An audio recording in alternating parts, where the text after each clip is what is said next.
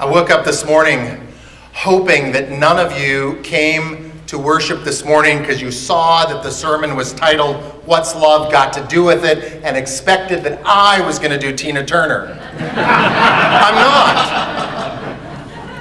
It just was a good title. What's love got to do with it?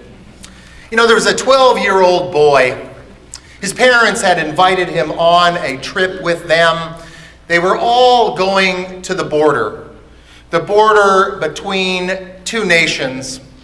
The 12-year-old boy was happy to go with his parents because he knew that every time he went in the car with his parents, he got extra time with his electronic device, you know, in the back seat. And his parents, of course, were very happy that he was engaged with this electronic device and not wondering when they were going to arrive. Well, they crossed the border, and they arrived at that southern border. And the first thing that the 12-year-old boy noticed was this enormous fence. He thought it must be at least 20 feet tall. It was made out of old railway, and it was sunk deep into the earth to keep it steady. He'd been prepared for this moment. He'd been given a bright yellow t-shirt, said on the front of it, "Del lado del amor," English for side of love, he was told. He looked at those railway tracks. He looked through those old railway tracks and saw the other side. And in fact, on the other side, he saw another fence. He wondered, wow, there are two fences that separate one nation from another. Why, he thought, would it be necessary to have two fences? His attention was then caught when he saw people with their faces pressed up against the fence. It was almost like they were praying. Kind of how he imagined people pray at the Western Wall in Jerusalem. He looked a little closer and discovered that they were engaged in prayer and witnessing. What he was witnessing was a prayer of love and connection that was happening to groups of people through the fence. In fact, they were communicating through the fence. He realized that these were families reuniting on one side and the other side of this fence in what he thought could only be an act of cruelty. Was that in the very place where families could be reunited through a fence, there had been placed a very tight mesh on the fence, so that the only possibility for human contact as families reunited was to get a pinky finger through the mesh to touch one another just by the pinky.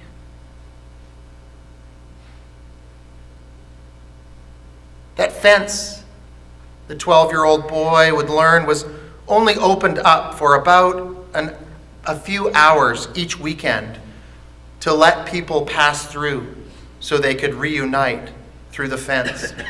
On Sundays at the fence, there was a cross-border communion service. And during that service, like many boys his age, he was more attracted to the beach and to the waves that were just down the hill.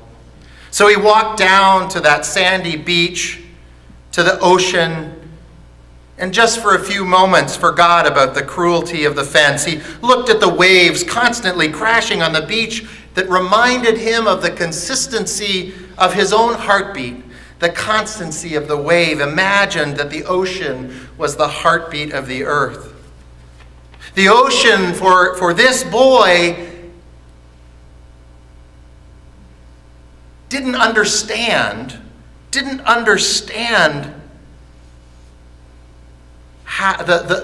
separation of a fence. The ocean didn't know that there was a border, that it separated. It was there in a constancy. So as he looked out at the waters and at the fence, thinking about all those who had made the pilgrimage that day to be reunited through the tiny squares in the fence, to reunite physically with only the touch of the tips of their pinky finger, thinking about the bright yellow t-shirt declaring his loyalty to the side of love, he wondered. He wondered, if love has a side, what side is it on? What side would it be on? The concept, the idea, and the practice of love, I think, has become synonymous with how I think of myself as a Unitarian Universalist.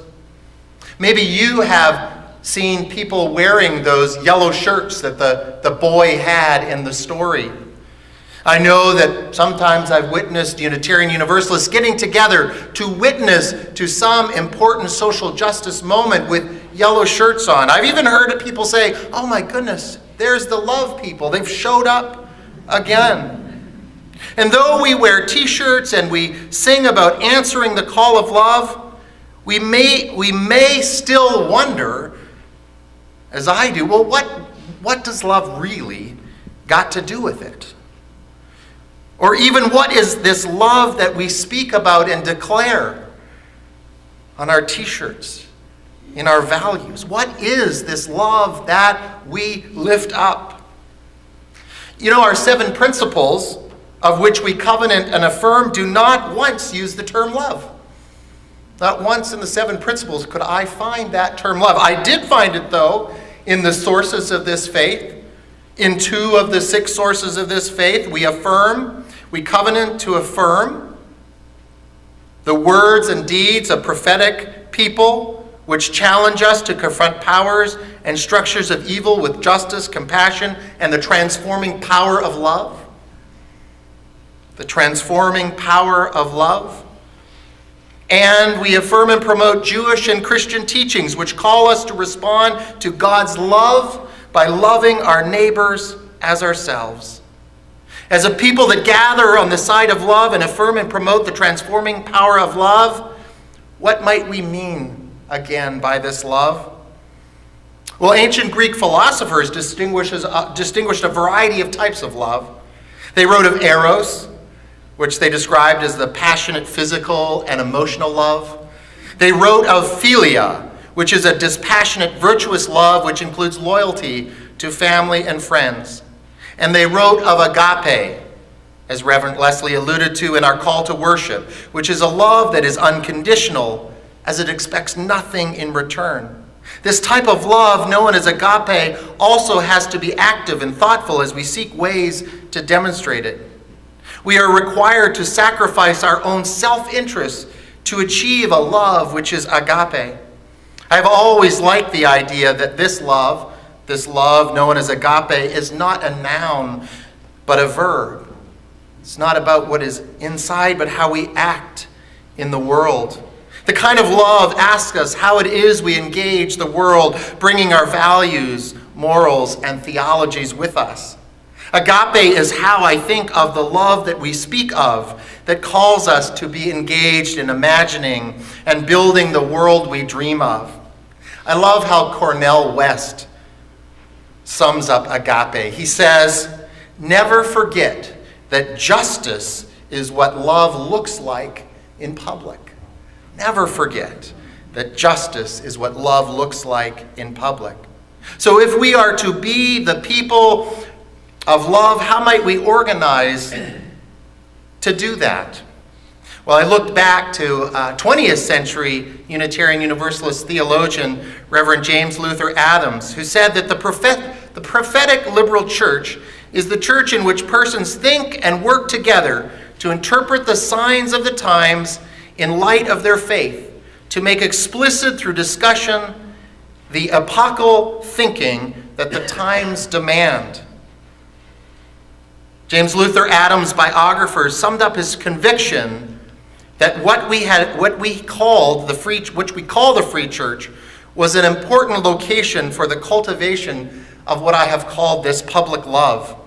They write about his thinking. They say the free church is a body of believers freely joined in a covenant of loyalty to the Holy Spirit of love, intentionally inclusive of dissent, governed by its own members and fiercely independent from government control, with the reign of the Spirit of love among members to be seen in their voluntary assumption of responsibility for the just character of their whole society. I see that James Luther Adams wrote about the power of the voluntary association, the voluntary coming together like we do in religious community, as the chief means by which social change has come throughout all of human history. It goes back to Margaret Mead's suggestion that people gathered are the only thing that makes change. So for James Luther Adams, a primary purpose of this free church is what we do together on Sunday mornings, this engagement with worship, which he thought of as an experience to renew our loyalty to the Spirit of love in all its ways. So we come together to renew our connection to that Spirit of love. He talks of this notion of the Holy Spirit of love. And I understand that systematic theologians call this study of the Holy Spirit something called pneumatology. And pneumatology simply refers to the breath, or pneuma, the breath. So I like to think that what James Luther Adams is saying is that we're called to breathe a spirit of love into the world in all that we do. Yeah, it's like what Sarah Dan Jones says in her song, when I breathe in peace. When I breathe out love. This notion of breathing out love. Even with this understanding of the centrality of agape, this agape love to who I am as a Unitarian Universalist, I still worry that I will fall that I will fall into thinking that the love that we're talking about is just simple sentimentality and turn away from it. When we sing this song, all we need is love, I think, is that true? Is that all we need in light of all that's happening in the world? I've been reading a little bit from an author named Bell Hooks, who's a feminist and social activist, and she also worries about this turning away from love. She wrote some time ago that she says, I feel our nation's turning away from love as intensely as I felt love's abandonment in my girlhood. Turning away, she says, we risk moving into a wilderness of spirit so intense we may never find our way home again. I find that it is at the moments when I witness to the injustices of this world, like mass shootings, separation of families through deportations, institutional racism promoted at the highest levels of government, the cruel destruction of the social safety net, that my commitment to love wavers. It is then that I think that my righteousness indignation, my holy anger, seems to be more suited to the moment. In her book, All About Love, Bell Hooks suggests how these injustices that we witness may be part of how cultures of dominance ensure our obedience, ensure my obedience, and not my engagement with love as a public act. I think this is helpful. She says that cultures of domination rely on the cultivation of fear as a way to ensure obedience. In our society, we make much of love and say little about fear.